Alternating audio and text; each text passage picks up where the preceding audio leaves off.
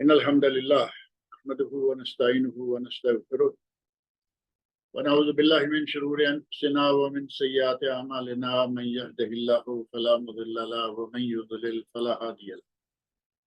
وأشهد أن لا إله إلا الله وحده لا شريك له وأشهد أن محمدا عبده ورسوله أما بعد فإن خير الحديث كتاب الله وخير الهدي هدي محمد صلى الله عليه وسلم وشر الأمور محدثاتها وكل محدثة بدعة وكل بدعة ضلالة وكل ضلالة في النار رب اشرح لي صدري ويسر لي أمري واحلل عقدة من لساني يفقهوا قولي رب أعوذ بك من همزات الشياطين وأعوذ بك رب أن يحضرون أعوذ بالله السميع العليم من الشيطان الرجيم يا أيها الذين آمنوا اتقوا الله وَلْتَنْظُرْ نَفْسٌ مَا قَدَّمَتْ لِغَدٍ وَاتَّقُوا اللَّهَ إِنَّ اللَّهَ خَبِيرٌ بِمَا تَعْمَلُونَ۔ ہر قسم کی تعریف و توصیف اور حمد و ثنا خالق کائنات مالک ارض و سما کے لیے ہیں۔ وہ خالق و مالک جس نے ہمیں ان گنت نعمتوں سے نواز رکھا ہے، اس کی ہم پر اس قدر نعمتیں ہیں کہ اگر ہم انہیں شمار بھی کرنا چاہیں تو یہ بات ہمارے بس سے باہر ہے۔ اللہ رب العزت نے قرآن کریم میں 2 مقامات پر ارشاد فرمایا ہے وَإِن تَعُدُّوا نِعْمَتَ اللَّهِ لَا تُحْصُوهَا، کہ اگر تم اللہ کی نعمتوں کو گننا بھی چاہو تو گن نہیں سکتے۔ اللہ کی ان بے شمار نعمتوں میں سے ہی ایک نعمت یہ ہے کہ اس نے ہمیں مسلمان بنایا، ہمیں حضرت محمد رسول اللہ صلی اللہ علیہ وسلم کا امتی بنایا، جو کہ تمام انبیاء و رسل کے امام ہیں، اور ہمیں وہ دین عطا کیا جس دین کے بارے میں خود اللہ رب العزت نے فرمایا الیوم اکملت لکم دینکم واتممت علیکم نعمتی ورضیت لکم الاسلام دین، کہ آج میں نے تم پر تمہارا دین مکمل کر دیا ہے اور اپنی نعمت کا اتمام کر دیا ہے، اور میں نے تمہارے لیے دین اسلام کو پسند کر لیا ہے۔ گویا کہ ہمارا دین اللہ رب العزت کا پسندیدہ دین ہے اور کامل و مکمل دین ہے، جس میں کسی قسم کی کوئی کمی بیشی نہیں۔ جس دین میں اللہ رب العزت کے ارشاد کے مطابق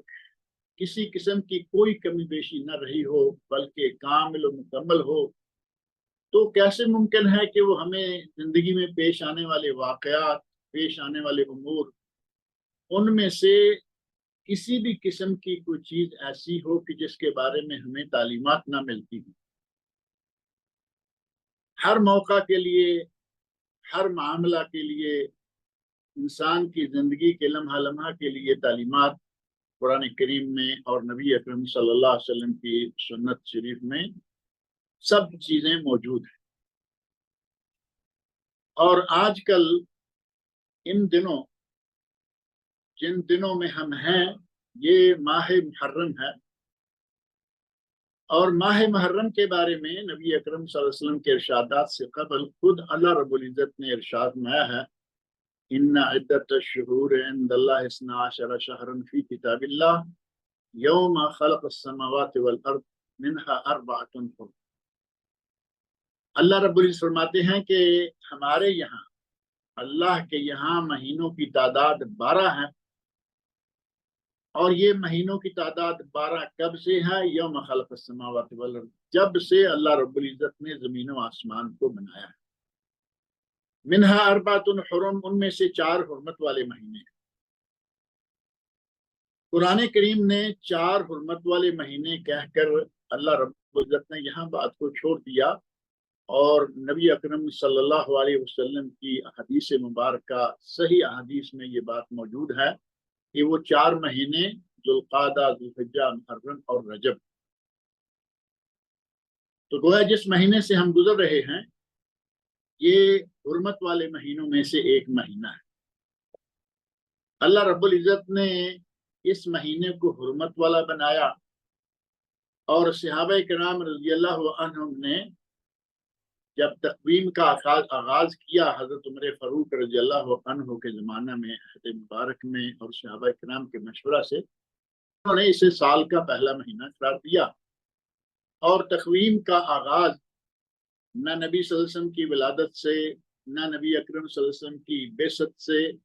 بلکہ نبی اکرم صلی اللہ علیہ وسلم کی ہجرت سے کیا، کیونکہ ہجرت وہ واقعہ ہے کہ جس واقعہ کے بعد اسلام کی ترقی، اسلام کا پھیلنا، انتشار اور نشر و اشاعت کا آغاز ہو گیا، کیونکہ مدینہ منورہ پہلی اسلامی ریاست ہے، نبی اکرم صلی اللہ علیہ وسلم کے حاکم ہیں، اور وہیں سے یہ سلسلہ شروع ہوا۔ صحابہ کرام نے یہ طے کیا کہ ہم اپنی تقویم کا آغاز ہجرے سے کریں، اور پہلا مہینہ ماہ محرم قرار پایا، اور ماہ محرم چونکہ حرمت والا مہینہ ہے، اس مہینہ میں نیا سال شروع ہوتا ہے۔ ہر سال نیا سال جو ہے ہمارا مسلمانوں کا ماہ محرم سے شروع ہوتا ہے۔ یہ الگ بات ہے کہ ہمارے یہاں اب ماہ محرم شاید ایک واقعہ کی وجہ سے صرف پہچانا جاتا ہے، اور وہ واقعہ کربلا ہے۔ اس کے علاوہ عام حالات میں اب کبھی بھی کسی مسلمان سے اچانک تاریخ پوچھیے آج کیا تاریخ ہے، کوئی آدمی الا ماشاء اللہ آپ کو ہجری تقویم کی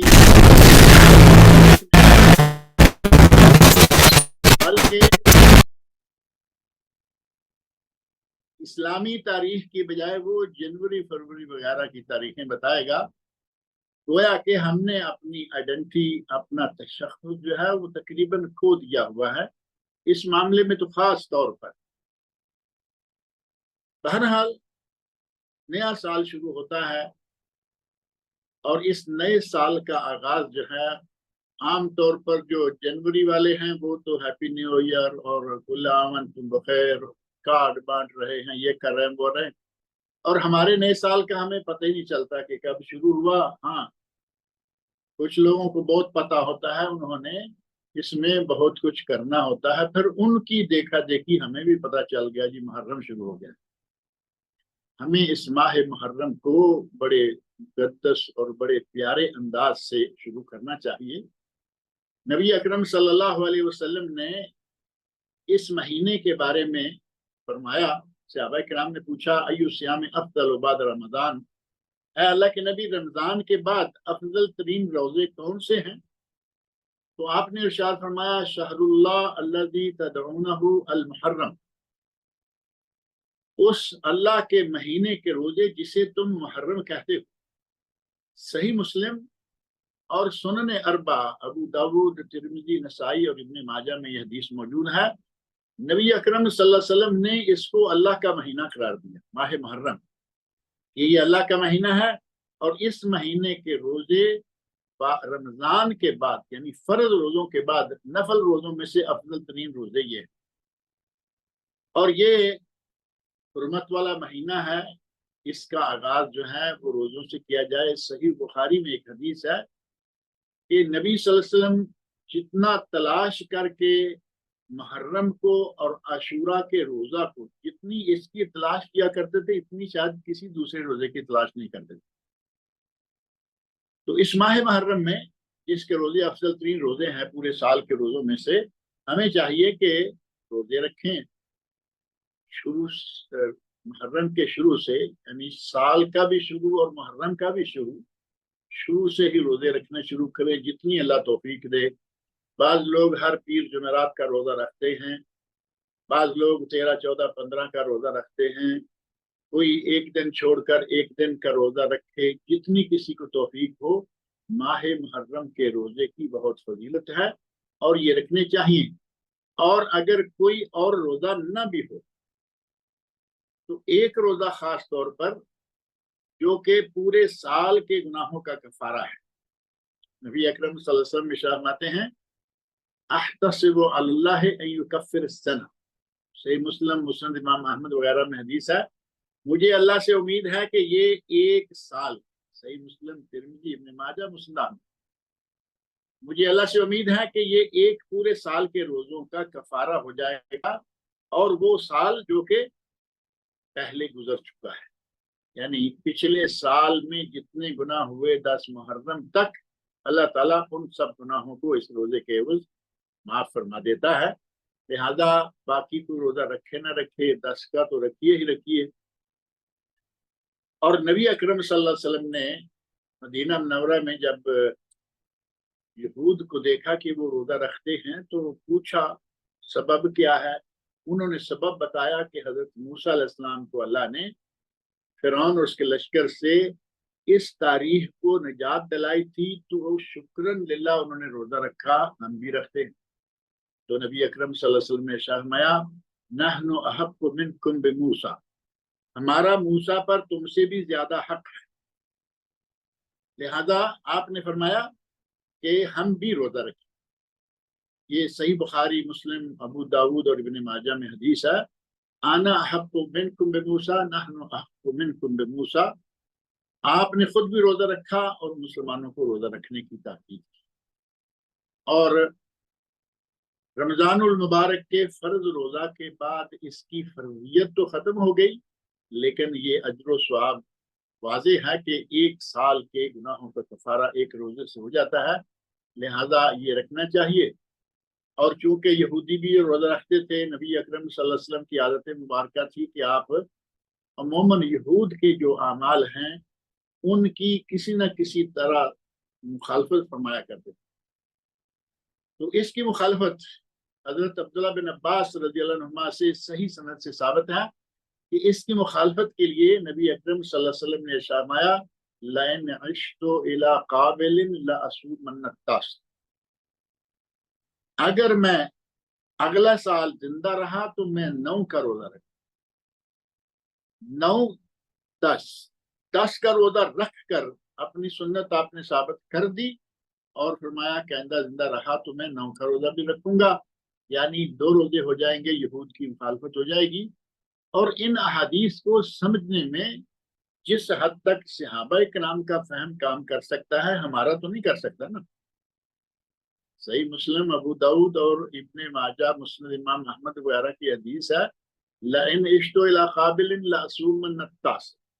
کہ میں اگلے سال تک زندہ رہا تو میں 9 کا روزہ رکھوں گا. حضرت ابن عباس فرماتے ہیں فلم یأت العام المقبل حتی توفی رسول اللہ, اگلا سال نہیں آیا کہ اس سے پہلے ہی, یعنی محرم کے آگے سفر ہے اور آگے ربیع الاول ہے, نبی اکرم صلی اللہ علیہ وسلم وفات. لیکن آپ نے تمنا فرمائی تھی لہذا 9 کا روزہ, 9 اور 10 یہ 2 روزے تو ضرور رکھنے چاہیے. محرم کے باقی دنوں میں تو رکھے یا نہ رکھے. اور بعض اہل علم نے تو یہاں تک کہا ہے کہ اگر کبھی کسی وجہ سے کسی کا 9 کا روزہ رہ جائے تو وہ 10 کے ساتھ 11 ملا لے. اور بعض روایت بھی اس موضوع پر موجود ہیں جو کہ متکلم بھی ہیں, لہذا ان سے قطع نظر 9 اور 10 یہ نبی اکرم صلی اللہ علیہ وسلم کے ارشاد اور عمل کے ساتھ ثابت ہیں. لہذا یہ 2 روزے جو ہیں یہ رکھنے چاہیے. اور ابن عباس رضی اللہ عنہ کا صوم التاسع والعاشر وخالف اليہود, 9 اور 10 کا روزہ رکھو اور یہود کی مخالفت کرو. سنن کبریٰ بہقی اور مصنف عبدالرزاق میں صحیح سند کے ساتھ یہ قول حضرت ابن عباس کا مشہور ہے. اور ان روزوں کے علاوہ ایک 9 تاریخ والے روزے کے بارے میں بعض اہل علم نے کہا ہے کہ اس کی حکمت یہ بھی تھی, ایک تو یہ کہ یہود کی مخالفت ہو جائے اور اسے ہی صحیح ترک قرار دیا گیا, اور ایک یہ بھی تھی کہ اگر کبھی کسی وجہ سے چاند دیکھنے میں کوئی کمی بیشی ہو جائے تو ہمارا 10 تاریخ کا روزہ رہ نہیں جائے, لہذا 9 بھی رکھ لے. تو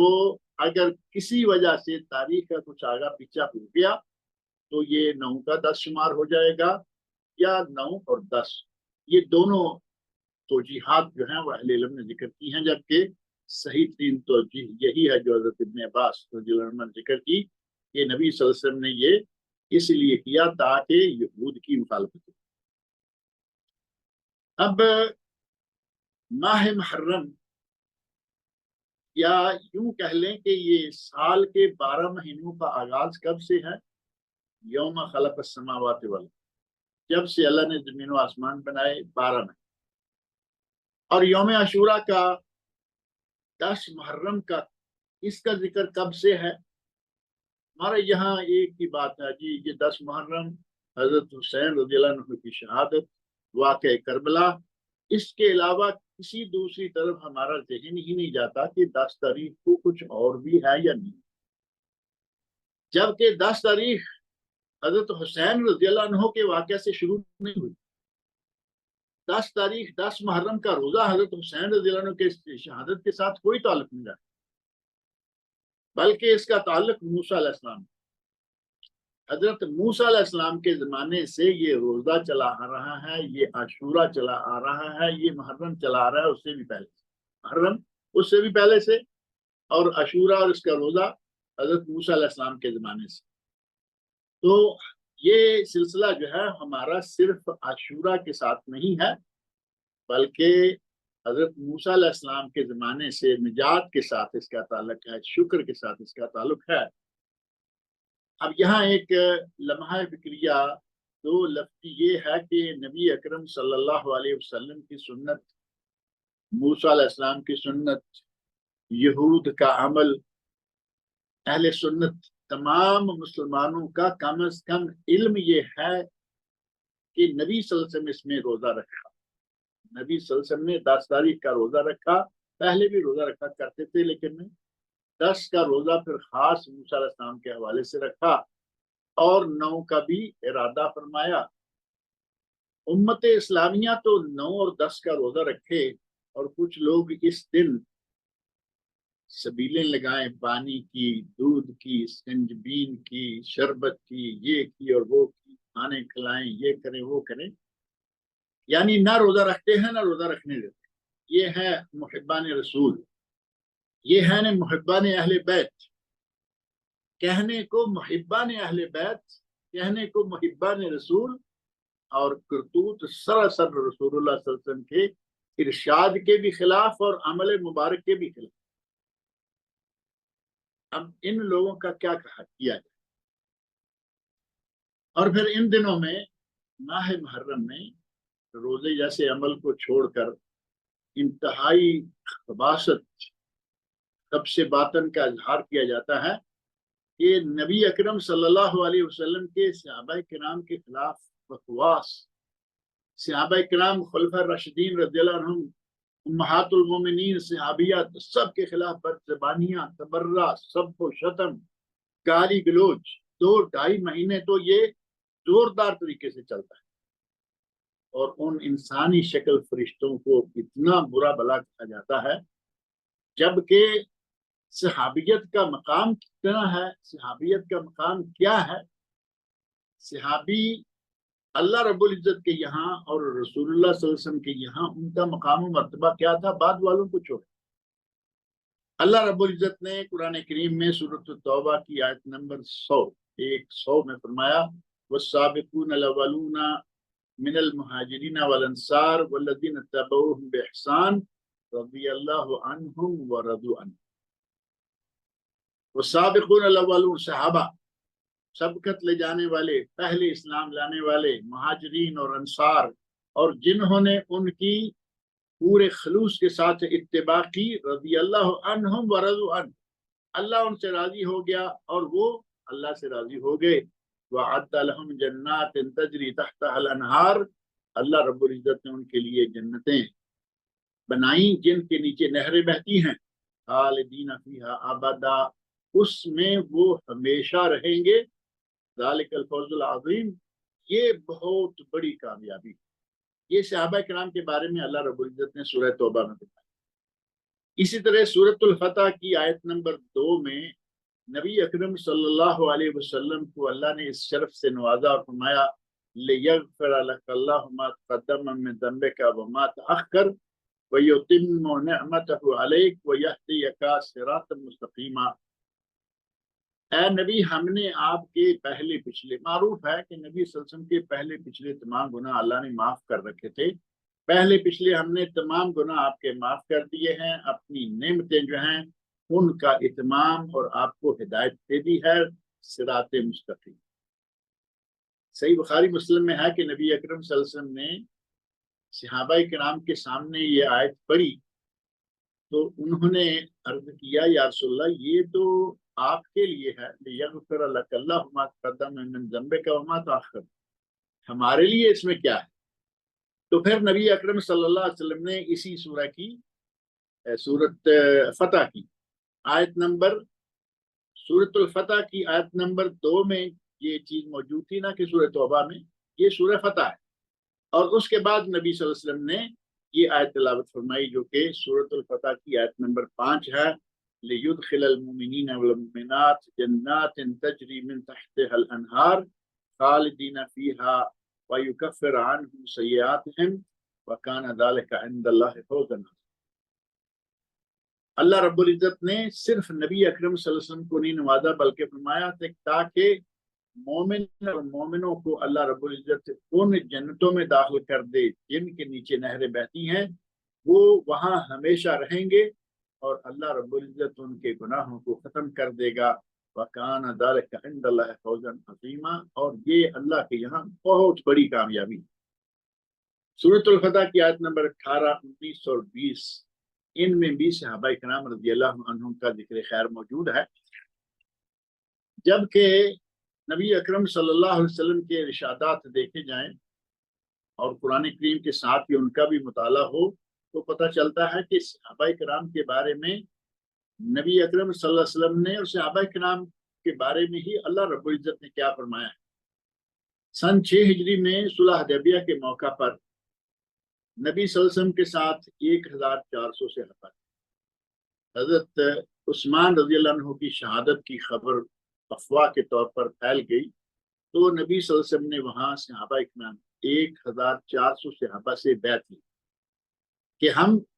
عثمان رضی اللہ عنہ کی شہادت کا بدلہ لیں گے۔ اس بیعت میں 1400 صحابہ شامل ہیں، اور ان 1400 صحابہ کے بارے میں سورۃ الفتح کی آیت 18 میں اللہ نے فرمایا لقد رضی اللہ عن المؤمنین اذ یبایعونک تحت الشجرہ، اللہ ان مومنوں سے راضی ہو گیا جو کہ آپ کے ہاتھ پر درخت کے نیچے بیعت کر رہے۔ یہ سن 6 ہجری کا واقعہ ہے۔ نبی اکرم صلی اللہ علیہ وسلم کے ہاتھ پر بیعت کرنے والے 1400 صحابہ اللہ راضی ہو چکا ہے، اور نبی اکرم صلی اللہ علیہ وسلم کا ارشاد صحیح مسلم، ابو داؤد، ترمذی اور مسند امام احمد میں ہے لا يدخل النار ابدا بايع تحت الشجرہ، وہ صحابی، وہ شخص کبھی بھی جہنم میں داخل نہیں ہوگا جس نے حدیبیہ کے مقام پر بیعت رضوان کے موقع پر نبی کے ہاتھ پر اس درخت کے نیچے بیعت۔ لا يدخل الجنت ابدا، لا يدخل النار ابدا، لا يدخل النار ابدا احد بايع تحت الشجرہ،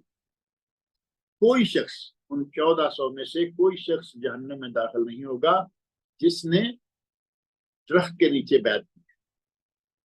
اور غزوہ بدر پیش آیا،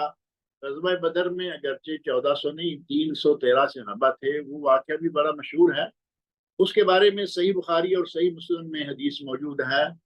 لعل اللہ اطلع علی اہل بدر، اللہ رب العزت نے اہل بدر پر جھانک کر فرمایا، اللہ تعالیٰ نے اہل بدر کو جھانکا، دیکھا، فقال، اور ارشاد فرمایا، یہ حدیث قدسی شمار ہوگی اگلا حصہ جو ہے، اعملوا ما شئتم قد غفرت لکم،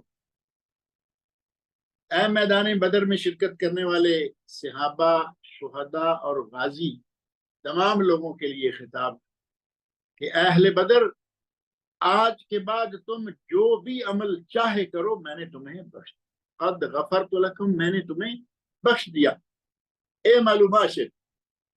اللہ رب العزت نے کتنا انعام فرمایا کہ تم جو بھی چاہے آج کے بعد کرو، میں نے تمہیں بخش دیا ہے۔ ظاہر ہے کہ اللہ رب العزت نے بخش دیا، نبی اکرم صلی اللہ علیہ وسلم نے بشارت دے دی،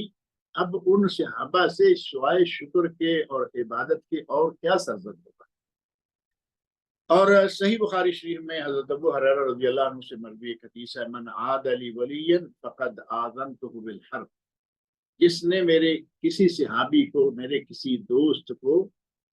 برا بلا کہا، اس کے ساتھ عداوت کی، دشمنی رکھی، فقد آذنتہ بالحرب، میری طرف سے اس کے لیے اعلان جنگ۔ اور صحابہ کرام رضی اللہ عنہم سے بڑا ولی کون ہوگا جس کے بارے میں اللہ خود فرمائے کہ میں تم سے راضی ہو چکا، جن کے بارے میں اللہ کہے کہ میں نے تمہیں بخش دیا، آج کے بعد جو چاہے کرو۔ اور نبی اکرم صلی اللہ علیہ وسلم ارشاد فرماتے ہیں، صحیح بخاری صحیح مسلم، لا تسبوا اصحابی، 2 مرتبہ فرمایا، لا تسبوا اصحابی، میرے صحابہ کو برا بلا مت کہو، میرے صحابہ کو گالی گلوچ مت کرو، سب و شتم مت کرو۔ فوالذی نفسی بیدہ، مجھے قسم ہے اس ذات کی جس کے ہاتھ میں میری جان ہے،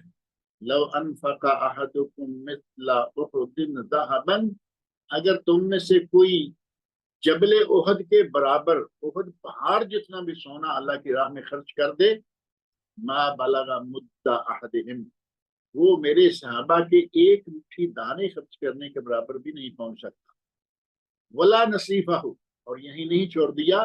بلکہ فرمایا کہ اس کے آدھے تک بھی نہیں۔ اب آپ اندازہ کریں کہ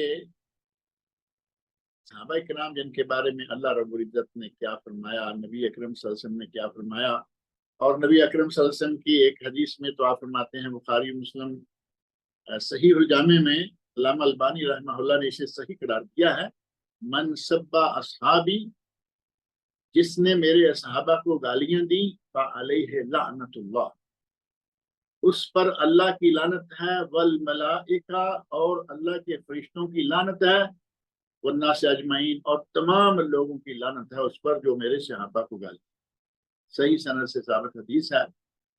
اور صحابہ وہ ہیں جن کے بارے میں صحیح بخاری مسلم میں مشہور حدیث ہے، خیر القرون قرنی ثم الذین یلونہم ثم الذین یلونہم۔ صحابہ کرام میں سے باقی صحابہ کو تو اگر چھوڑ بھی دیا جائے وقتی طور پر کہ کس کس کا تذکرہ کریں، لیکن حضرت ابو بکر صدیق رضی اللہ عنہ نبی اکرم صلی اللہ علیہ وسلم کے یار غار، نبی اکرم صلی اللہ علیہ وسلم کے دوست، نبی اکرم صلی اللہ علیہ وسلم کے سسر، اور صحابہ کرام میں سے سب سے، بلکہ انبیاء کے بعد دنیا کے تمام لوگوں سے افضل ترین انسان، اس کے خلاف بد زبانی، ان کے خلاف بد زبانی اور گالی گلوچ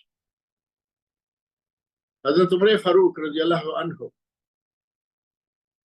حضرت عمر فاروق رضی اللہ عنہ جن کے بارے میں نبی اکرم صلی اللہ علیہ وسلم فرماتے ہیں، لو کان بعدی نبیا لکان عمر، اگر میرے بعد کو نبی ہونا ہوتا تو عمر نبی ہو۔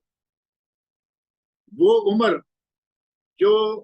کسی معاملہ کے بارے میں اپنی رائے ظاہر کریں، اللہ رب العزت آسمان سے قرآن نازل کر دے اسی معاملہ،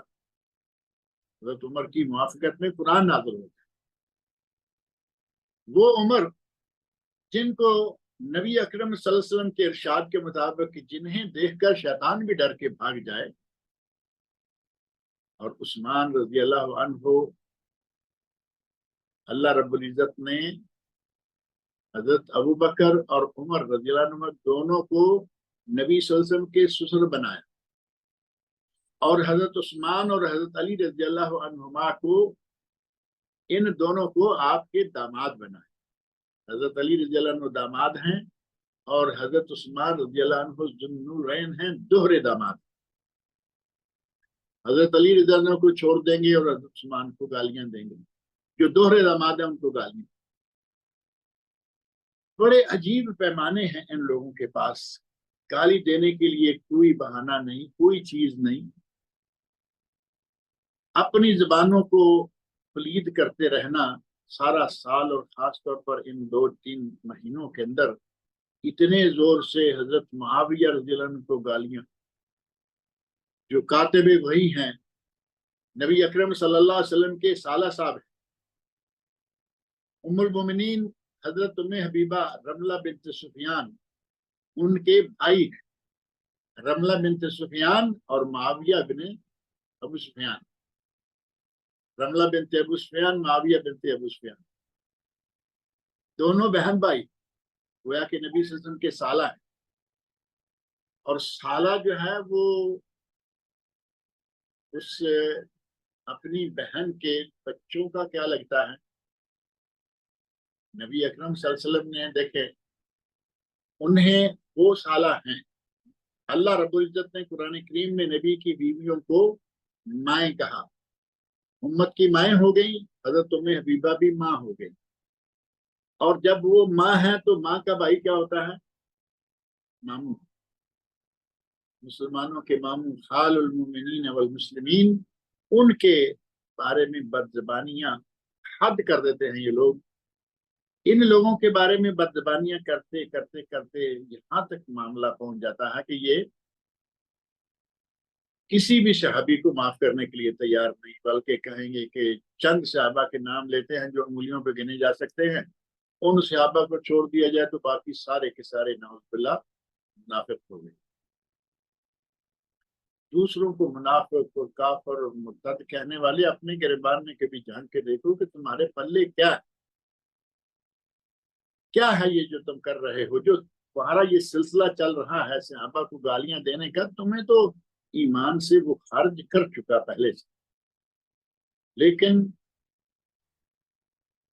اپنی بات پہ ڈٹے ہوئے، اپنی جگہ پہ ایسے پھنسے ہوئے ہیں، روتے ہیں، پیٹتے ہیں، گالیاں صحابہ خلفاء امہات المومنین کو دیتے ہیں. اور رونا پیٹنا جو ہے وہ اتنا کہ گال پیٹیں گے، سر اپنے پھوڑیں گے، سروں کے بال نچیں گے، گریباں چاک کریں گے. حالانکہ پہلی بات یہ کہ حضرت حسین رضی اللہ عنہ وہ واقعتاً شہید کیے گئے،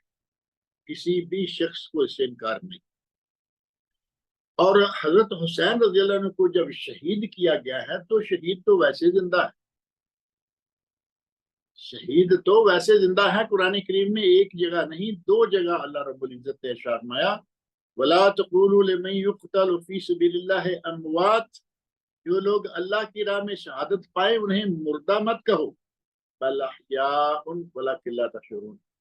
وہ زندہ ہے لیکن تمہیں ان کی زندگی کا شعور نہیں، اور نہ شعور ہو سکتا ہے کیونکہ وہ برزخی زندگی میں زندہ ہیں. سورۃ البقرہ آیت نمبر 154 اور سورہ آل عمران کی آیت نمبر 159. اللہ رب العزت فرماتے ہیں وَلَا تَحْسَبَنَّ الَّذِينَ قُتِلُوا فِي سَبِيلِ اللَّهِ أَمْوَاتًا، جو لوگ اللہ کی راہ میں قتل کیے گئے ہیں ان کو مردہ مت کہو، مردہ مت گمان کرو، بل احیاء عند ربهم یرزقون، بلکہ وہ تو زندہ ہیں، اللہ کے یہاں رزق دیے جاتے ہیں، ان کو رزق دیا جا رہا ہے. حضرت حسین رضی اللہ عنہ یقیناً شہید ہیں، آپ لوگ بھی شہید مانتے ہیں. اور سید الشہداء نبی صلی اللہ علیہ وسلم نے تو حضرت امیر حمزہ رضی اللہ عنہ سے کہا تھا، لیکن آپ انہیں سید الشہداء کہتے ہیں. چلیے شہداء کے سردار ہی صحیح، لیکن ہیں تو شہیدوں میں سے شہید، اور شہید کو اللہ تعالیٰ نے فرمایا زندہ ہے،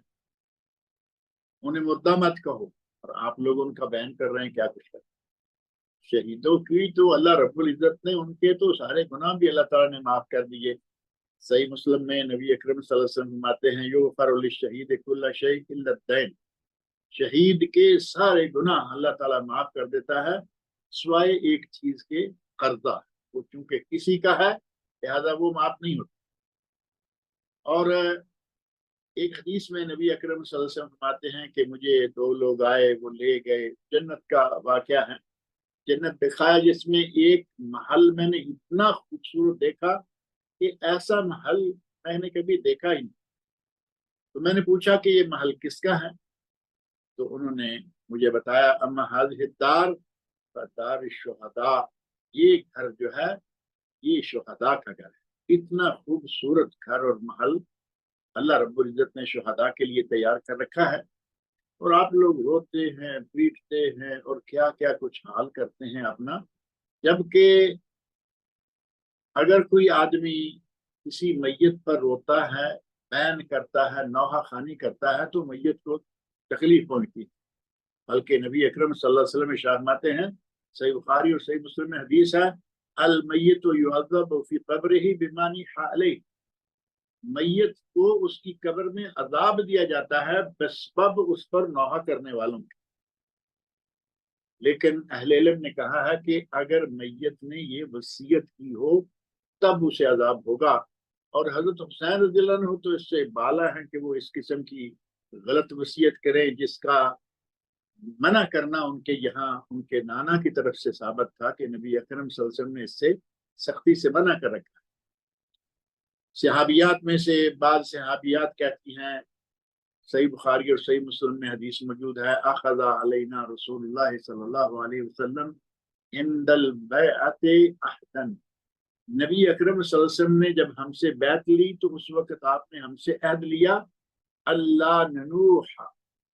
کہ ہم نوحہ نہیں کریں گے۔ عورتیں ذرا کمزور دل کی ہوتی ہیں، اس قسم کے المناک واقعات پر ان سے رونا تو خیر نارمل سی بات ہے،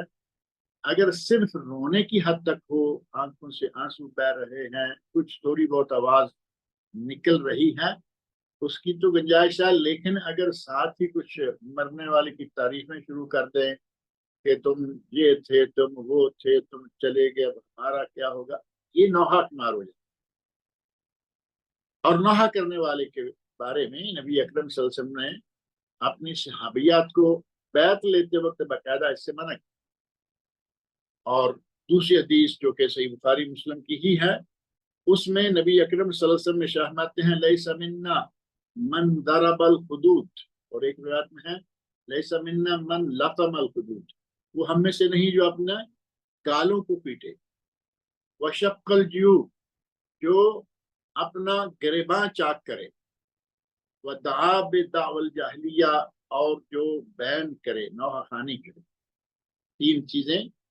اکٹھی ایک روایت میں او کے ساتھ ہے کہ جس نے یہ کیا یا یہ کیا یا یہ کیا، اور ایک میں ہے جس نے یہ کیا اور یہ کیا اور یہ کیا، معنی یہ کہ ان میں سے کوئی ایک بھی کام جو کرے گا اس کے بارے میں آپ نے فرمایا لیس منا، وہ ہم میں سے نہیں ہے۔ اور یہ صحیح بخاری مسلم کے علاوہ ترمذی، نسائی اور ابن ماجہ میں بھی حدیث موجود ہے۔ اور نبی اکرم صلی اللہ علیہ وسلم نے فرمایا النائحہ اذا لم تتب قبل موتها، اگر نوحہ کرنے والی مرنے سے پہلے توبہ نہ کر لے تو قام یوم القیامہ وعلیہ سربال من قطران، قیامت کے دن وہ اٹھائی جائے گی اور اس پر چقماق کی قمیص ہوگی۔ چقماق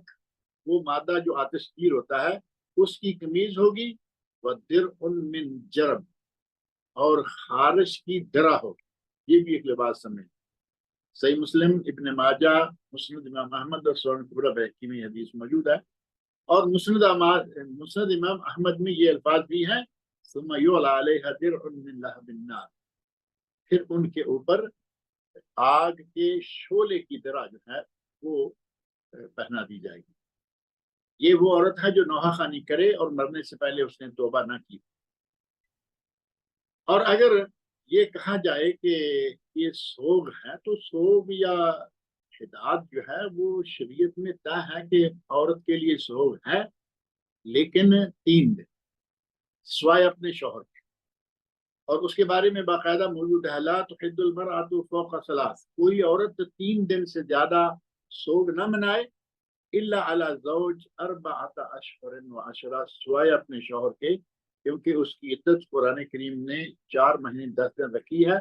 4 مہینے 10 دن یہ عورت جو ہے یہ سوگ منا سکتی ہے، نہ رنگ برنگے کپڑے پہنے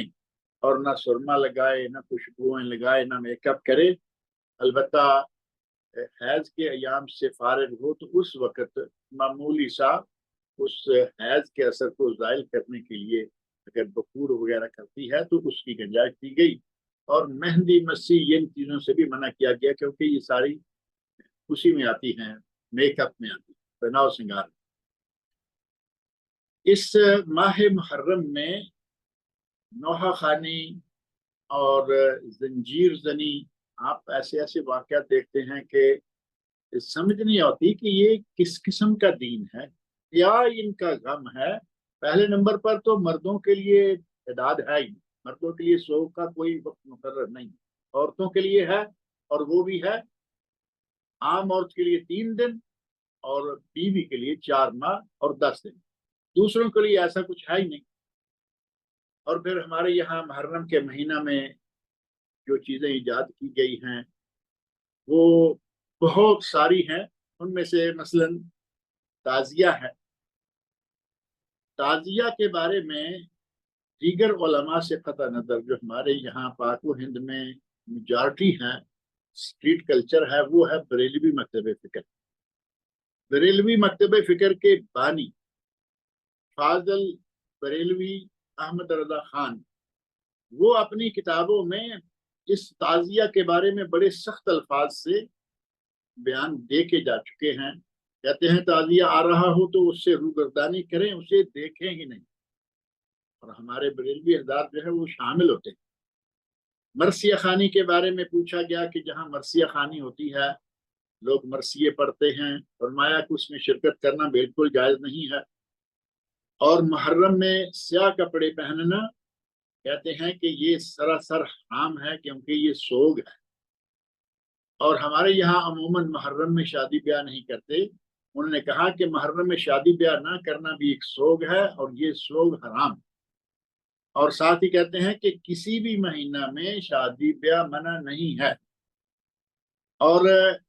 تعزیہ پر چڑھا ہوا کھانا، یعنی جو 10 محرم کو یا آگے پیچھے یہ پارٹی کھانے بناتی ہے اور سبیلیں لگاتی ہے، ان کے بارے میں کہتے ہیں کہ اگر نیاز دے کر چڑھا ہے یا چڑھا کر نیاز دی ہے تو اس کا کھانا بھی جائز نہیں ہے، اس سے اعتراض کیا جائے. اور ان کی جتنی مجالس ہیں مرثیہ خوانی کی ہو کچھ بھی ہو، ان میں شرکت کرنا حرام ہے. اور ساتھ ہی وہ کہتے ہیں کہ شیعہ میں شادی کرنا جائز نہیں. یہ احمد رضا خان صاحب کی کتابوں میں حوالے موجود ہیں اور جب کوئی چاہے دکھائے جا سکتے ہیں. بہرحال اب مسئلہ یہ ہے کہ یہ ایک بات بڑے زور شور سے کہتے ہیں کہ حضرت حسین رضی اللہ عنہ کو فلاں نے قتل کیا، انہیں فلاں نے شہید کیا، فلاں نے فلاں کیا، یہ کیا وہ کیا. اب تھوڑے سے وقت میں ہم یہ دیکھنا چاہتے ہیں کہ حضرت حسین رضی اللہ عنہ کے قاتل کون، قاتلین حسین جو ہیں وہ کون ہیں. اس سلسلہ میں پہلے آئیے تھوڑا سا تاریخ کی گواہی لیتے ہیں کہ تاریخ میں ہمیں کچھ ایسی چیزیں ملتی ہیں یا نہیں کہ جو لوگ روتے ہیں، پیٹتے ہیں، چیختے ہیں، چلاتے ہیں، دراصل وہی قاتل بھی ہوتے ہیں. اس سلسلہ میں تاریخ اسلام کا تاریخ انسان کا پہلا قتل کا واقعہ جو حضرت آدم علیہ السلام کے دونوں بیٹوں حابیل اور قابیل کے مابین پیش آیا، اسی میں آپ دیکھ لیں کہ پہلا قتل ہے اور بھائی نے بھائی کو قتل کر دیا. قابیل نے حابیل کو قتل کر دیا. فطوعت له نفسه قتل اخیہ فقتلہ. قرآن کریم میں اللہ تعالیٰ نے فرمایا فاصبح من الخاسرین، یہاں فرمایا کہ وہ نقصان اٹھانے والوں میں سے ہو گیا، قتل کر. اب وہ بھائی کی لاش کے بارے میں پریشان ہے، کیا کروں، کیسے اسے چھپاؤں یا کہاں رکھوں، پریشانی کے عالم میں گم رہا ہے. اللہ رب العزت نے کوا بھیجا اور اس کوے نے اس کو بھائی کی لاش کو ٹھکانے لگانے یعنی قبر بنانے کا طریقہ بتایا. فبعث اللہ غرابا یبحث فی الارض لیریہ کیف یواری سوءۃ اخیہ. کوے نے آ کے قابیل کو یا قاتل کو اپنے بھائی کی لاش کو دفن کرنے کا طریقہ بتایا تو کیا کہتا ہے، قال یا ویلتا، اے کاش، اے افسوس، اے میری بربادی، ویل ویل و ثبور، واہ ویلا کرنا، واہ ویلا کرنا شروع کر دیا. کہا عجزت ان اکون مثل هذا الغراب، میں تو اس کوے سے بھی زیادہ عاجز آ گیا ہوں، مجھے تو اتنا بھی معلوم نہیں ہو سکا فاواری سوءۃ اخی، کہ میں اپنے بھائی کی لاش کہاں دباؤں، کہاں پوشیدہ کروں. فاصبح من النادمین، اور نادم شرمسار لوگوں میں سے ہو. ندامت اور کلمہ یا ویلتا، یہ دونوں چیزیں آپ اکٹھی رکھ کے دیکھ لیں کہ قتل بھی اسی نے کیا اور یا ویلا، واہ ویلا بھی وہی کر رہا ہے. اور یہ بھی واہ ویلا آج آپ لوگ دیکھتے ہیں بڑے زور شور سے ہو رہا ہے. دوسرا واقعہ تاریخ انسانی میں اور قرآن کریم میں اس کا بھی تذکرہ موجود ہے، حضرت موسیٰ علیہ السلام کے زمانے میں پیش آیا. ایک مالدار آدمی ہے، اس کے وارثوں میں سے کوئی نہیں سوائے ایک بھتیجے۔ اور یہ معروف بات ہے کہ ہم سمجھتے ہیں کہ کل کو مرے گا، آج ہی مارو اور اپنا کام کر لو۔ امام شوکانی رحمہ اللہ نے فتح القدیر میں اور دیگر مفسرین نے ذکر کیا ہے کہ اس نے اپنے چچا کو راتوں رات قتل کیا اور کہیں کسی دوسری جگہ پھینک دیا، اور صبح شور مچا دیا کہ میرا چچا کسی نے مار دیا، رو رہا ہے، پیٹ رہا ہے، واہ ویلا کر رہا ہے کہ میرے چچے کو کسی نے قتل کر دیا۔ اب بات موسیٰ علیہ السلام تک پہنچی تو موسیٰ علیہ السلام نے فرمایا کہ ایک گائے لاؤ۔ اب گائے کا واقعہ قرآن کریم میں بڑا تفصیلی موجود ہے کہ ان بنی اسرائیلیوں نے آہستہ آہستہ کر کے گائے کے مسئلے کو اتنا لمبا کر لیا کہ بڑی مشکل کے ساتھ گائے ملی، اور جب گائے ملی تو اس وقت کہا گیا کہ اب اس گائے کو ذبح کرو، فَقُلْنَا اضْرِبُوهُ بِبَعْضِهَا، اور اللہ رب العزت کے حکم سے اس کے گوشت کے ایک ٹکڑے کو اس کے باقی حصے کے ساتھ مارا گیا۔ كَذَلِكَ يُحْيِي اللَّهُ الْمَوْتَى وَيُرِيكُمْ آيَاتِهِ لَعَلَّكُمْ تَعْقِلُونَ۔ اس طرح اللہ رب العزت تمہیں بتاتا ہے کہ ہم مردوں کو کیسے زندہ کر لیتے ہیں، تاکہ تم اللہ کی نشانیاں دیکھو اور عقل سے کام لو، عقل مند بنو۔ گویا کہ اللہ رب العزت نے اس میت کو، گائے کے گوشت کا ٹکڑا، اس میت کو مارنے کا حکم دیا۔ حضرت موسیٰ علیہ السلام کے ذریعے یہ ساری بات آئی کہ گائے ذبح کرو، اس کا ایک ٹکڑا لو، اور اس مردہ جسم جو ہے انسان کا یا اس بھتیجے کے چچا کا، جسے اس نے خود اپنے ہاتھوں سے قتل کیا ہے، یہ اسے مارو۔ میت کو ٹکڑا گوشت کا لگا، اٹھ کے بیٹھ گئی اور اس نے بتایا کہ یہی میرا قاتل ہے۔ اب یہ قرآن کریم میں موجود ہے، تاریخ بنی انسان کا، بنی آدم کا واقعہ موسیٰ علیہ السلام کے حد میں پیش آیا، اور رونے والا، چیخنے والا، چلانے والا وہی قاتل نکلا۔ اب ایک تیسرا واقعہ ہے، اور وہ واقعہ بھی کافی طویل ہے، حضرت یوسف علیہ السلام کا واقعہ۔ سورہ یوسف کی آیت نمبر 7 سے شروع کر کے آیت نمبر 18 تک اگر پڑھیں تو پھر پڑھنے اور ترجمہ کرنے میں وقت لگے گا۔ مختصر بات یہ کہ بھائیوں نے دیکھا اور خیال کیا کہ ہمارے والد یعقوب علیہ السلام، حضرت یعقوب علیہ السلام، ہمارے والد حضرت یوسف علیہ السلام اور بنیامین جو ان کے بھائی تھے، ان دونوں کی طرف زیادہ مائل ہے، ہماری طرف ان کی توجہ کم ہے، تو ایسا کیوں نہ کریں کہ یوسف کو ہم قتل کریں۔ قتل کا فیصلہ کر کے لے کے نکلے۔ ایک بھائی نے کہا نہیں، قتل نہیں کرو، کہیں ایسی جگہ پھینک دو، بلکہ یہ تھا کہ کسی ایسی جگہ پھینک دو کہ یہ مر جائے گا، جہاں کو آنے والا نہ ہو، جانے والا نہ ہو، یا کوئی اٹھا کے لے جائے گا اور تمہارے والد تمہارے لیے مخصوص ہو جائے گا۔ یعنی یوسف علیہ السلام درمیان سے نکال دے، اور اس کے لیے انہوں نے یہ سوچا۔ اپنے والد سے کہتے ہیں کہ ابا جان، ہم کھیل کود کے لیے جا رہے ہیں، شکار کے لیے جا رہے ہیں، ہمارے بھائی یوسف کو ساتھ بھیج دو۔ یعقوب علیہ السلام نے فوری طور پر کہا میں ڈرتا ہوں، مجھے خوف یحزننی ان تذهبوا به، مجھے یہ بات غمناک کرتی ہے کہ تم اسے ساتھ لے جاؤ، وَأَخَافُ أَن يَأْكُلَهُ الذِّئْبُ، اور مجھے ڈر ہے کہ کہیں اس کو بھیڑیا نہ کھا جائے، وَأَنْتُمْ عَنْهُ غَافِلُونَ، اور تم اس سے غافل ہو، تم شکار کرنے کے لیے ادھر ادھر بھاگے ہوئے ہو، تو کہیں ایسا نہ ہو کہ اسے بھیڑیا کھا جائے۔ یہ خدشہ حضرت یعقوب علیہ السلام نے پہلے ہی ظاہر کر دیا۔ تو کہتے ہیں ہم اتنے بھائی ہیں، اتنا بڑا ہمارا جماعت ہے، اتنی بڑی ہماری اتنی قوت ہے، بھیڑیا کیسے کھا جائے گا، ہم ان کی حفاظت کریں گے اور ہم ان کے لیے خیر خواہ بھی۔ اور لے گئے۔ اب قتل کرنے کے بجائے یہ طے پایا کہ اسے اس ویران کنویں میں پھینک دیتے ہیں۔ کنویں میں پھینکا گیا، اور جب کنویں میں پھینک لیا تو اس کے بعد واپس آئے، اور ان کے واپس آنے کا تذکرہ قرآن کریم نے سورہ یوسف کی ہی آیت نمبر 16 میں کیا ہوا، جاؤ اباہم عشاء یبکون، जाऊ अबाहुम इशाअन यबकून, वो रात को ईशा के वक्त अपने बाप के पास आए, यबकून वो रो रहे, यानी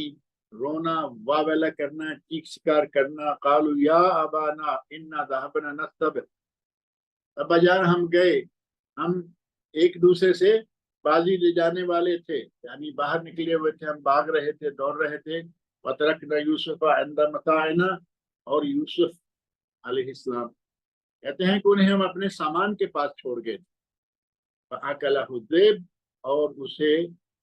भेड़िया खा। वमा कुन्ता बिमुमिन लना वलौ कुन्ना सादिकीन, हम अगरचे सच्चे भी क्यों ना हो, लेकिन तुम तो हम पे ईमान लाने वाले नहीं। अपना खदशा फिर जाहिर कर दिया कि वो तो पहले ही उन्होंने भेड़िए का जिक्र किया था, कहीं भेड़िया ना खा जाए। वाकई भेड़िए का तस्करा किया, तफसीली वाकया जो है वो यहाँ जिक्र करने की बात नहीं, वो बहुत दूर तफील बात हो जाएगी। कहना सिर्फ ये है कि हजरत याकूब अलैहिस्सलाम ने भेजते वक्त जो बात कही, वही बात यहाँ आके वापस उन्होंने कहा कि भेड़िया खा गया। और आए किस हालत में, जाऊ अबाअहुम इशाअन यबकून, आए जबकि वो ईशा का वक्त था और अपने बाप के पास आए, वो रो रहे। यानी रोना पीटना कौन कर रहा है, गम का इजहार कौन कर रहा है, चीख चिंगाड़ वावेला इस वक्त कौन कर रहा है, और कत्ल किसने किया है? वो तो अपने तौर पर कत्ल कर गए ना, अपने तौर पर फेंक दिया कुएं में कि यहाँ मर जाएगा। अल्लाह, हजरत यूसुफ अलैहिस्सलाम को अल्लाह रब्बुल इज्जत ने वही की और फरमाया कि तुम घबराओ नहीं, एक वक्त आएगा कि तुम इन्हें ये सारा वाकया बताओगे। वअौहैना इलैहि लतुनब्बिअन्नहुम बिअम्रिहिम हाज़ा वहुम ला यशऊरून, एक वक्त आएगा कि तुम इन्हें इनकी इस वाकया, इस कत्ल की साजिश का तुम इन्हें बताओगे, लेकिन उन्हें शऊर नहीं होगा। यानी तुम्हें हम इंशाल्लाह जिंदा भी रखेंगे, तुम्हें जिंदा भी रखेंगे, ये अल्लाह ताला की तरफ से यूसुफ अलैहिस्सलाम को वही कर दी गई, जिंदा भी रखेंगे और तुम्हारे पास तुम्हारे सारे भाइयों को भी लाएंगे। यूसुफ अलैहिस्सलाम का वाकया कुरान करीम में मौजूद है। कहने का मकसद इस वाक़या से ये है कि जिन लोगों ने कत्ल किया, जिन लोगों ने कत्ल की साजिश की, जिन लोगों ने मारा पीटा, जो कुछ भी किया, कुएं में फेंका, वही लोग रोते हुए आ रहे हैं। जिन लोगों ने हजरत हुसैन रज़ी अल्लाह अन्हु को शहीद किया, वही लोग रोते हैं, वही लोग पीटते हैं। कातलीन हुसैन के बारे में तारीख की इस शहादत से हटकर खास शिया की अपनी किताबों को देखा जाए तो उसमें एतराफ मौजूद। इनके बड़े मशहूर आलिम हैं मुल्ला बाकर मजलिस, वो जलाल उयून नामी अपनी किताब में सफ़ा 503 और उसी में कुछ 222 पर भी एतराफात मौजूद हैं। कहते हैं कि लोग हमें गद्दार और कातिलान हुसैन कहते हैं, आज मैं ये कहता हूँ, हाँ, राफिदी शियों ने ही अहले बैत को कत्ल किया। कहते हैं कि हाँ, राफिदी शियों ने ही अहले बैत से गद्दारी की और उन्हें कत्ल किया, शहीद किया। और फिर साथ ही कहता है कि पर कसम ले लो, यानी हल्फिया, पर कसम ले लो, वो हम नहीं थे बल्कि हमारे बाप दादा। ये इनके घर की गवाही है। इनका बहुत बड़ा आलिम इमाम मुल्ला बाकर मजलिसी, वो ये बात बिहारुल अनवार में भी लिखी हुई है कि कसम ले लो, वो हम नहीं थे, यानी आज के शिया जो रो रहे हैं पीट रहे हैं, वो हम नहीं थे, हमारे बाप दादा थे, और हम तो उनका कफारा अदा कर रहे हैं। यानी हम वो नहीं है और हम तो उनका कफारा अदा कर रहे हैं कि उन्होंने ये गुनाह किया और ये रो पीट कर कफारा। अब पहली बात ये कि ये रोना पीटना कफारा कहाँ से? रोना पीटना तो पहला गुनाह कत्ल था, अब ये दूसरा गुनाह नबी सल्लल्लाहु अलैहि वसल्लम की सुन्नत के मुताबिक लैसा मिन्ना, वो हम में से नहीं, ये कफारा नहीं बल्कि ये दूसरा गुनाह। और अली बिन हुसैन बिन अली अल मुर्तदा रज़ी अल्लाहु अन्हुम, ये अली बिन हुसैन बिन अली जैनुल आबिदीन हैं,